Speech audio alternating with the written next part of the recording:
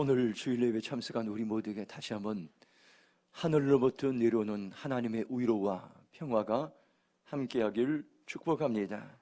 하나님은 오늘 우리에게 소망을 주시고 우리 안에 있는 염려, 근심, 걱정, 두려움을 떠나가게 하시고 하나님 오늘 우리의 예배를 통해서 소망의 시간으로 하나님께서 인도하실 것입니다. 오늘 이 시간 하나님을 향한 갈구한 마음으로 하나님께 예배 드릴 때에 오늘 하나님 우리 안에 이제 오셔서 우리를 만져주실 것입니다. 감사는 밥이라는 그런 책이 있습니다. 이 책을 선물 받은 사연이 있습니다. 송탄에 제가 개척교회를 할 때 서로 교제했던 목사님들이 있었습니다. 옛날에는 근처에서 목회에 서로 오가고 도움을 주고 도움을 받기도 했던 고마운 목회자들입니다.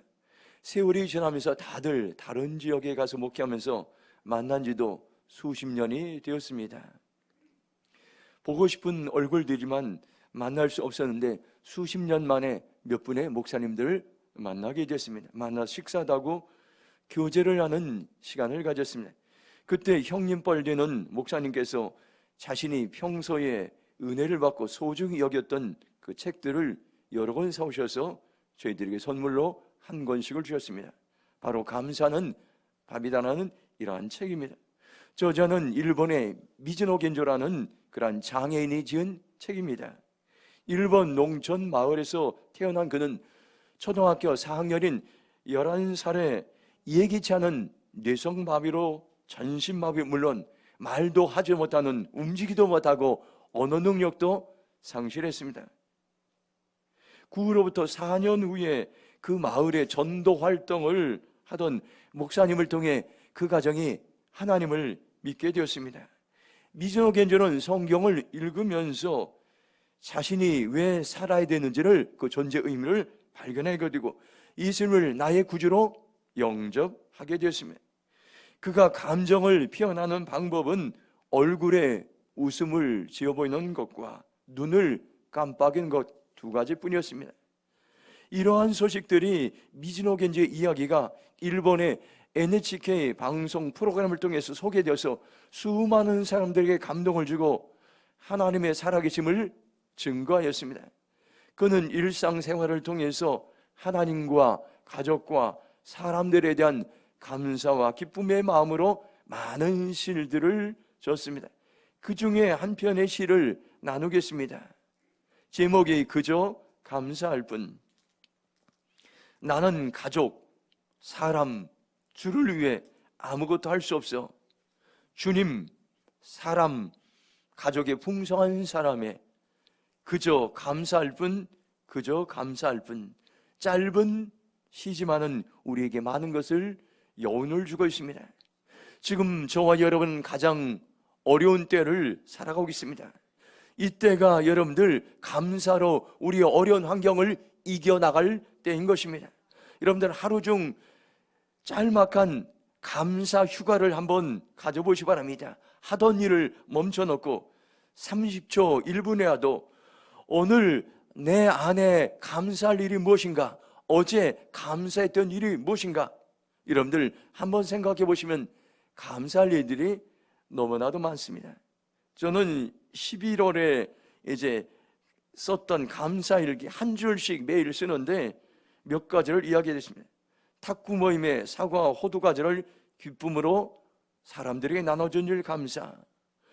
몸이 힘든데도 성도들 위해 안수기도를 하게 하심에 감사. 붕어빵 현장에서 노인들에게 인사하고 격려하게 하심에 감사. 체리베가 운동 간사 모임에 하나님의 마음을 전달하게 하심에 감사. 비가 오는데도 교회 마당에 떨어진 낙엽을 청소하게 하심에 감사. 영등포지방 연합사경에 참석하여 은혜를 받게 하심에 감사. 생각해보면 감사가 너무나 많이 있었던 것을 보게 됩니다. 사도 바울도 마찬가지입니다.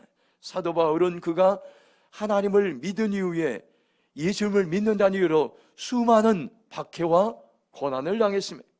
그가 받은 고통은 사람의 힘으로는 감당하기 어려운 일들이 많았습니다.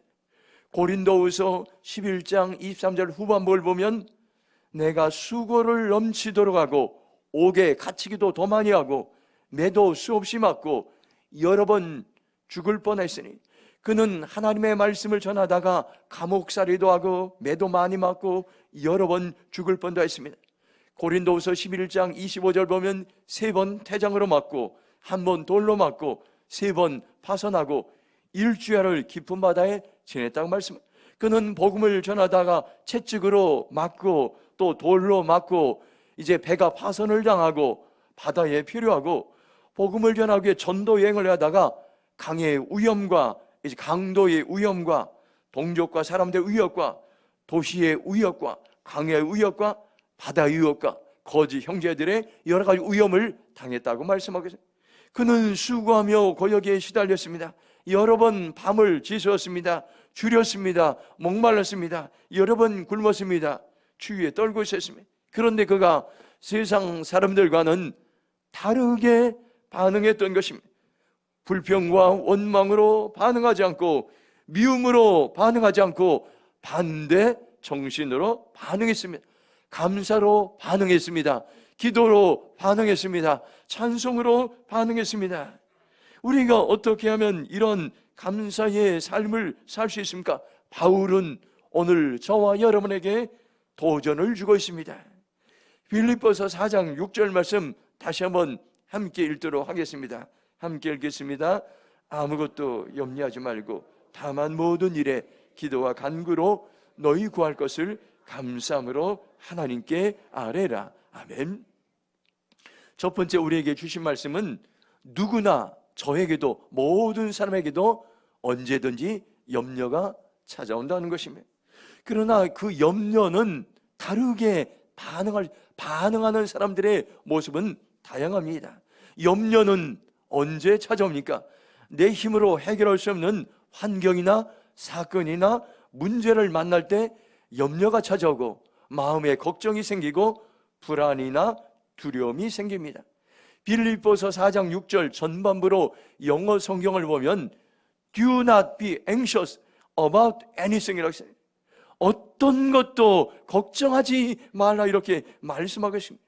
저와 여러분들이 살아가면서 염려할 목록들이 참으로 많이 있습니다. 말씀을 준비하면서 내가 염려했던 것들이 무엇인가를 생각하는 시간을 가졌습니다. 가장 먼저 떠오른 것이 교회의 부흥이었습니다. 우리 교회가 300성인데 이곳에 예배하는 사람들로 성도들과 이제 제가 기도하고 있는데 이제 우리 교회가 대림동을 위해서 나라와 민족을 위해서 열방과 지구촌을 위해서 할 일은 많은데 더 많은 사람들이 모여야 사명을 감당할 수 있다는 염려가 늘 저에게 있었습니다. 대림동이기 때문에 성도들이 많이 모이지 않을까, 내가 아파트 지역에 목회더라는 더 많은 사람들이 늘지 않을까, 이런 별의별 생각들이 많이 들며 제 마음에 염려가 찾아올 때가 있습니다. 또 때로는 교회 재정에 대해서 염려할 때가 있습니다. 재정이 풍성해야 교회가 많은 구제하고 봉사하고 선교하고 많은 사람들을 돕고 교회가 세워질 텐데 여러 가지 이런 재정에 대한 그런 이야기들이 있습니다. 어떤 분이 이제 이 조명 전문 이제 그 권사님이 저희 교회 이제 집회에 참석했다가 우리 교회 조명이 너무 어둡다고 해서 한번 견적을 받아보라고 한 적이 있어요. 그래서 견적을 받아봤는데 한 수천만 원, 한 2천만 원 정도가 들어가게 됐어요. 이 조명을 바꾸면 교회가 따뜻해지고 또 우리가 집회하는데도 많은 도움이 되는데, 그런데 생각해 보니까 2천만이란 이 돈들은 많은 돈입니다. 비용이 너무 많이 들어서 이것을 언제 교체하면 좋을까, 제 안에 염려가 찾아오게 됐습니다. 우리는 이처럼 염려가 많습니다. 또 제가 건강에 대해서도 염려한 적이 있습니다. 몸이 저는 건강한 것도 아니고 아픈 것도 아닌데 건강해야 끝까지 하나님이 주신 사명을 감당해야 될 텐데 몸에 걱정이 생길 때도 있어요. 그런데 성경은 우리에게 말씀합니다. 마태복음 6장 34절에 그러므로 내일을 위하여 염려하지 말라. 내일 일은 내일 염려할 것이요 한날의 괴로움은 그날 족하니라. 쉬운 번역으로, 새 번역 성경으로 마태복음 6장 34절 보면 그러므로 내일 일을 걱정하지 말아라. 내일 걱정은 내일이 맡아서 할 것이다. 한날의 괴로움은 그날의 조카도다. 이렇게 말씀하겠습니다. 내일이라는 살아오지 않은 미래의 일에 대해서 우리는 불확실하기 때문에 염려할 일들이 많은데 예수님은 그 모든 것을 염려하지 말라고 말씀하셨습니다. 누가복음 12장 22절 보면 또 제자들이 이르시되 그러므로 내가 너희에게 이르노니 너희 목숨을 위하여 무엇을 먹을까, 몸을 위해 무엇을 입을까 염려하지 말라고 말씀했습니다. 우리가 살아가면서 생명을 유지하기 위해서 음식을 먹고 옷을 입는 것들 의식주가 결부분에 염려할 때가 많이 있습니다. 그러나 예수님은 이 모든 것조차도 염려하지 말라고 선언하셨던 것입니다. 고린도전서 7장 34절 보면 마음이 갈라지며 시집가지 않은 자와 처녀는 주의 일을 염려하며 몸과 영을 다 거룩하게 하려 하되 시집간 자는 세상 일을 염려하며 어찌하여 남편을 기쁘게 할까 하느냐 말씀하겠습니다. 우리가 염려하면은 마음이 둘로 갈라지게 됩니다. 집중할 수 없습니다. 마음이 분열됩니다. 그러면 어떤 일도 이루어낼 수가 없습니다. 염려에는 두 종류가 있습니다. 하나님 안에서 하는 염려와 하나님 밖에서 하는 염려입니다. 하나님 안에서 하는 염려는 어떻게 하면 내가 신앙생활을 더 잘할 수 있을까? 내가 어떻게 믿음 생활을 잘할 수 있을까? 이런 염려는 긍정적인 염려입니다. 이런 염려는 자신의 신앙을 되돌아보고 믿음이 자라고 성장할 수 있습니다. 그러나 하나님 밖에서는 염려가 있습니다. 어떻게 하면 내가 잘 먹고 잘 살고 어떻게 하면 즐기고 살아가, 이 모든 것은 하나님 밖에서는 염려인데 이런 염려가 생기면 마음이 분열되고 마음이 갈라져서 걱정 속에 살아가면 마음이 병들고 나중에는 육체의 질병도 찾아온다고 성경은 말씀하고 있습니다. 누가복음 8장 14절에 보면 이렇게 말씀합니다. 가시떨기에 떨어졌다는 것은 말씀을 들은 자이니 지내는 중 이생의 염려와 재물과 향락의 기운이 막혀 온전히 결실하지 못하는 자요 말씀하고 있습니다.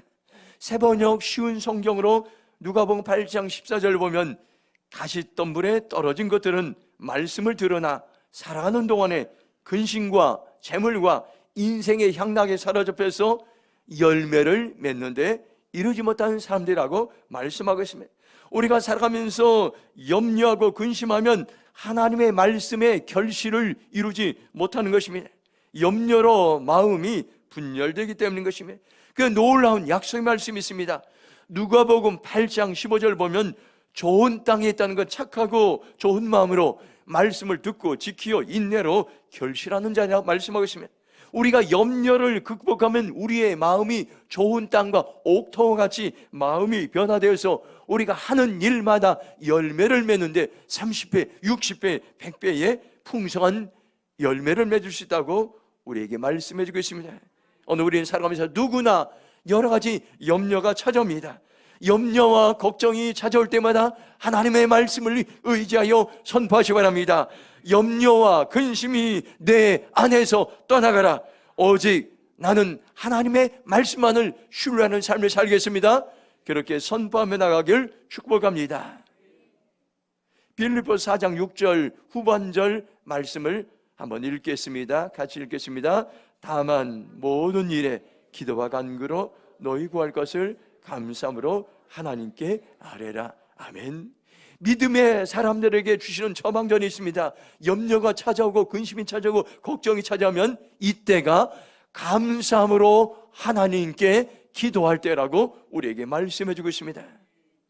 사도 바울은 하나님의 말씀을 전하면서 수많은 박해와 고난을 받았습니다. 염려와 근심이 찾아오는 상황에서 그는 어떻게 반응했습니까요? 빌립보서 4장 6절을 공동번역 성경으로 보면 아무 걱정도 하지 마십시오. 언제나 감사하는 마음으로 기도하고 간구하며 여러분의 소원을 하나님께 아뢰십시오. 이렇게 말씀하겠습니다. 빌립보서 4장 6절을 메시지 성경으로 보면 마음을 졸이거나 염려하지 마십시오. 염려 대신 기도하십시오. 간구와 찬양으로 여러분의 염려를 기도로 바꾸어 하나님께 여러분의 필요를 알리십시오. 이렇게 말씀하고 있습니다. 내가 염려와 근심과 걱정이 찾아올 때는 나의 필요를 하나님께 알릴 수 있는 기회라는 것입니다. 어떻게 알립니까요? 불평과 원망과 짜증으로 알리는 것이 아니라 하나님 감사합니다, 믿음으로 하나님께서 공급하시고 장차 채워질 것을 하나님 변화시킬 걸 감사하는 마음으로 하나님께 아뢰을 때에 하나님께서는 공급해 주시고 채워주시고 우리의 삶에 감사가 넘치게 한다고 말씀해 주고 있습니다. 사도 바울은 염려가 생기면 세상 사람들과는 다른 반응을 했습니다. 오히려 감사하는 마음으로 기도했습니다. 염려를 기도로 바꾸었던 기도의 사람이 사도 바울이었던 것입니다. 여기 보면 다만이라는 이 말은 다른 성경을 보면 오직, 언제나, 그러나 이렇게 번역되어 있습니다. 염려가 생길 때에 그것을 이기는 것은 오직 한 가지 길입니다. 언제나 감사함으로 기도하는 것입니다. 이것이 염려를 이길 수 있는 유일한 영적인 처방전임을 우리에게 말씀해 주겠습니다. 우리가 감사함으로 기도하기 위해서는 기도의 대상인 하나님이 어떤 분인가를 우리가 알고 신뢰하는 것이 참으로 중요합니다. 시편 37편 4절 보면 또 여호와를 기뻐하라, 그가 내 마음의 소원을 내게 이루어 주시리라 말씀하겠습니다. 기쁨은 오직 하나님에게서 찾는 것입니다. 하나님 우리의 마음의 소원을 들어주시기 때문인 것입니다. 시편 37편 5절 보면 내 길을 여호와께 맡기라, 그를 의지하면 그가 이루어 주신다고 말씀하고 있습니다. 우리 앞길을 염려하지 않고 하나님께 맡기고 하나님을 신뢰하고 하나님을 의지하면 하나님께서 그 염려하는 모든 것들 이루어 주신다고 말씀하고 있습니다. 감사함으로 기도한다는 것은 하나님께 모든 것을 맡기고 기도하는 것입니다. 하나님을 의지하며 기도하는 것입니다. 제가 이 말씀을 이제 준비하면서 제 과거의 삶을 되돌아보는 시간을 가졌습니다. 제가 2008년도에 인천에서 부목사로 섬기다가 서울에 있는 대림교회 부목사로 오게 되었는데 하룻밤 사이에 그 진로를 결정하는 그러한 일들이 있어요. 그 이후로 내가 이 진로를 잘했을까 잘못했을까 계속해서 결정했지만은 여러 달 동안 제가 마음에 힘든 적이 있습니다. 친구 목사가 대림교회 청년부 담당 부목사 자리가 있으니 저한테 오라고 했습니다. 저는 그냥 농담으로 그 말을 가볍게 여겼는데 그 당시 제가 나이가 43살이었습니다. 청년부 담당 부목사로는 적합하지 않았어요. 그 당시 청년부는 제가 한 번도 사역을 해본 적이 없었어요. 염려와 두려움이 찾아서 내가 괜히 이제 간다고 결정했을까. 그런데 그날 밤 시편 37편 4절의 말씀이 꿈에 떠올랐습니다. 또 여호와를 기뻐하라, 그가 내 마음의 소원을 이루시라. 저는 이 말씀을 이제 기억하고 하나님께 주신 사인이구나 하고 떠나게 되었는데 그 이후도 계속해서 이제 서울로 오기 전에 한 3, 4개월 동안 계속 염려가 있었습니다. 2007년 12월 30일 그의 마지막 날 제가 대림교회로 이사하게 되었습니다. 그 예배에서 이제 그 교회 송구 영신 예배를 드리고 말씀 카드를 뽑았는데 시편 37편 4절의 말씀을 뽑게 되었습니다. 그리고 그 다음날 교회 안에 주택이 있었는데 아는 사람들이 없어서 제가 그냥 이제 왔다 갔다 하다가 우연히 저희 집에서 이제 틀어놓은 라디오로 우연히 설교를 듣게 되었는데 신년 설교였는데 시편 37편 4절의 말씀을 제가 듣게 되었습니다. 저는 3번의 동일한 말씀을 통해서 하나님께서 나를 대림교회로 보내셨다는 그러한 확신을 갖게 되었습니다. 하나님께서는 때때로 우리에게 여러 가지 환경과 사인을 통해서 염려하는 우리에게 동일하게 말씀하실 때가 있다는 것을 여러분들 기억하시기 바랍니다. 베드로전서 5장 7절 보면 너희 염려를 다 주께 맡기라, 이는 그가 너희를 돌보시라고 말씀하겠습니다. 여러분들 오늘 이 시간 결정하시기 바랍니다. 내가 지금 염려하는 것들, 걱정하는 것들, 모든 것들을 하나님께 맡깁니다. 이 맡긴다는 것은 여러분들 야구할 때 투수가 있습니다. 이 투수가 여러분들 마음껏 공을 던지는데 투수가 공을 던지는 것을 여러분들 여기서 하나님께 맡긴다고 했어요. 하나님께 내 근심 걱정 모든 것을 던져보시기 바랍니다. 그러면 하나님께 우리의 문제를 해결해 주실 것이라고 말씀하고 있습니다. 로마서 8장 28절 보면 우리가 알거니와 하나님을 사랑하는 자 곧 그의 뜻대로 부르심을 입은 자들에게는 모든 것이 합력하여 선을 이루니라고 말씀하고 있습니다. 우리가 어떤 상황에도 염려하지 않고 감사함으로 기도하면 모든 일들, 지금 저와 여러분들이 근심하고 걱정하고 어려운 모든 일들이 협력하여 선한 열매를, 선한 결과를 맺게 될 것이라고 우리에게 말씀하고 있습니다. 감사의 기도는 염려를 돌파할 수 있는 영적인 처방전인 것입니다. 염려가 생기면 낙심하지 말고 감사함으로 기도하는 삶을 살아가시길 바랍니다. 마지막으로 빌립보서 4장 7절 말씀 같이 읽겠습니다. 시작. 그리하면 모든 지각에 뛰어난 하나님의 평강이 그리스도 예수 안에서 너희 마음과 생각을 지키시리라. 아멘. 오늘 우리가 감사함으로 기도하면 어떤 일들이 일어나는가를 우리에게 말씀하겠습니다. 마음과 생각에 평화와 기쁨과 감사와 소망이 넘친다고 말씀해 주고 있습니다. 도저히 우리 힘으로 상상할 수 없는 그러한 이제 하나님의 평화가 염려하는 가운데도 우리의 마음과 생각을 지켜주십니다. 세번역 성경으로 4장 7절 보면 그리하면 사람의 헤아림을 뛰어넘는 하나님의 평화가 여러분의 마음과 생각을 그리스도 예수 안에서 지켜줄 것이라고 말씀하고 있습니다. 우리가 살아가면서 가장 중요한 것이 무엇입니까요? 하나님의 평화가 내 마음과 생각에 임하는 것입니다.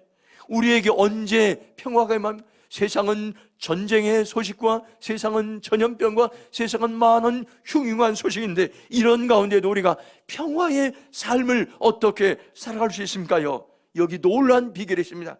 하나님의 평화가 그리스도 예수 안에서 말씀하고 있습니다. 우리가 예수님 안에 있을 때 하나님이 주시는 평화를 누리며 살아갈 수 있습니다.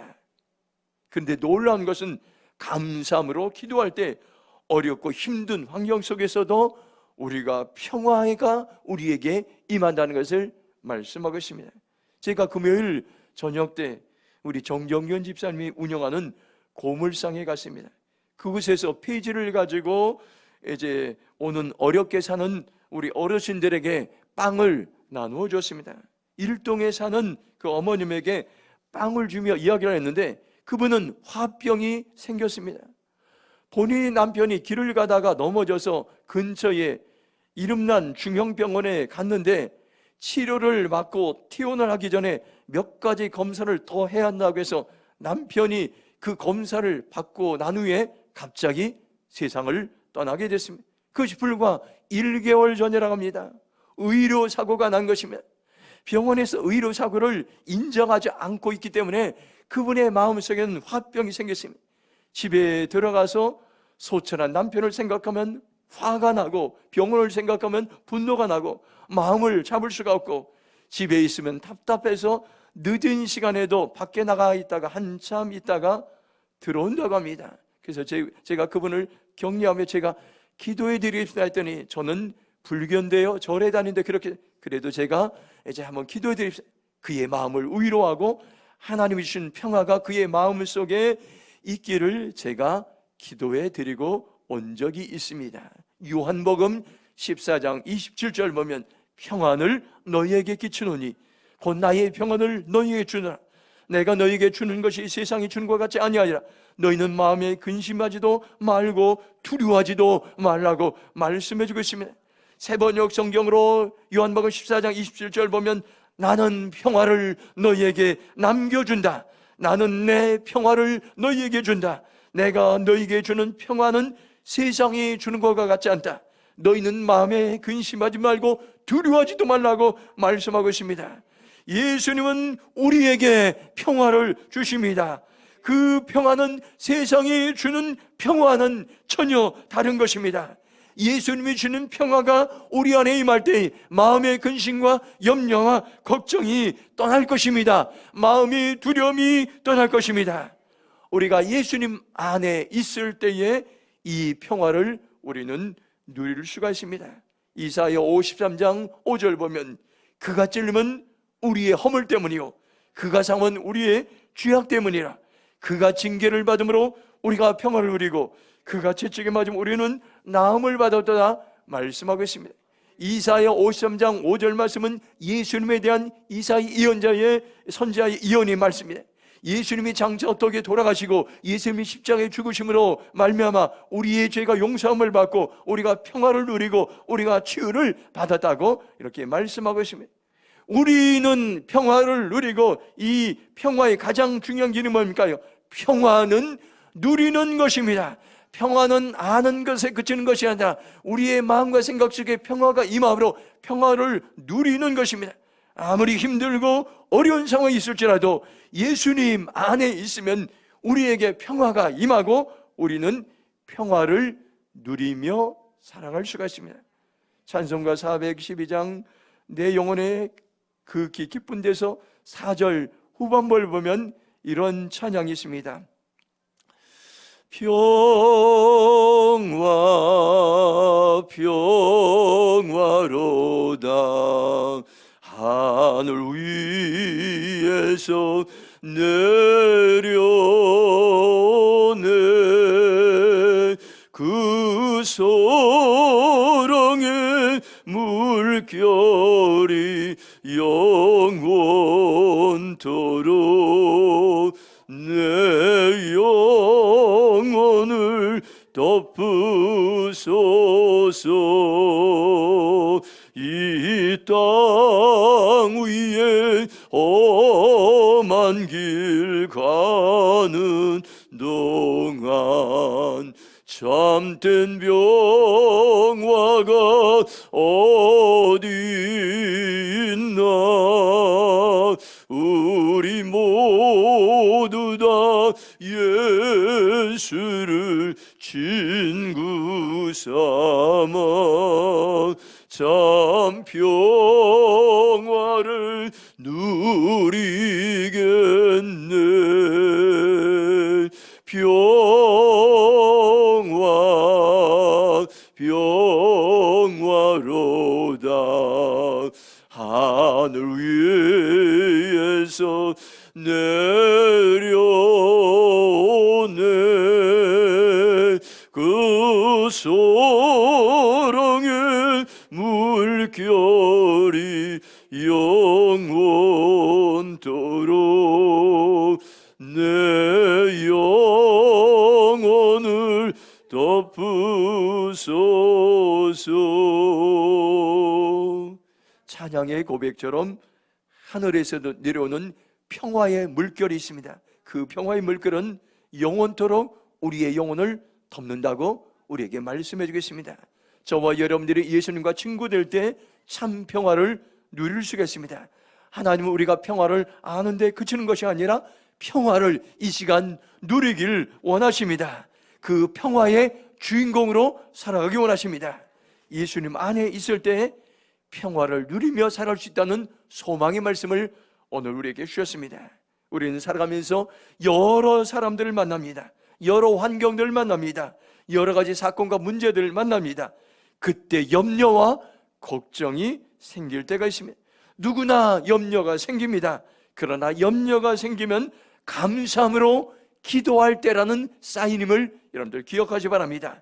감사함으로 기도하면 마음과 생각에 하나님이 주시는 평화가 임합니다. 이 시간 저와 여러분들 결단하시 바랍니다. 주님, 제가 어떤 염려가 찾아와도 흔들리지 않겠습니다. 염려가 생기면 감사함으로 기도하겠습니다. 마음과 평화의 생각의 평화를 누리며 살아가기 결정합니다. 그렇게 고백하며 나가기를 주님의 이름으로 축복합니다. 이 시간 한번 말씀 붙잡고 합심해서 부르짖어 기도하겠습니다. 하나님께서 우리에게 이제 염려가 찾아올 때, 근심이 찾아올 때마다 염려하지 않고 근심하지 않고 감사함으로 기도하겠습니다. 내 안에 하나님이 주시는 평화와 기쁨이 충만하게 하여 주시옵소서. 주의 죄로 동선으로 기도하며 나가겠습니다. 주여 아버지 하나님 감사합니다. 아버지 오늘 우리에게 소망을 주심을 감사합니다. 우리 안에 감사가 충만할지어다. 내가 나사렛 예수의 이름으로 명하노니 염려 떠나갈지어다, 근심 떠나갈지어다, 두려움 떠나갈지어다, 걱정 떠나갈지어다. 사람으로, 환경으로, 사건으로 문제되는 염려와 근심과 두려움이 예수님의 이름으로 명령하니 떠나갈지어다, 떠나갈지어다. 하나님이신 마음의 평화가 임할지어다, 평강이 임할지어다, 소망이 임할지어다. 오히려와 기쁨과 하나님 감사가 넘칠지어다, 넘칠지어다, 넘칠지어다. 아멘. 하나님 감사합니다.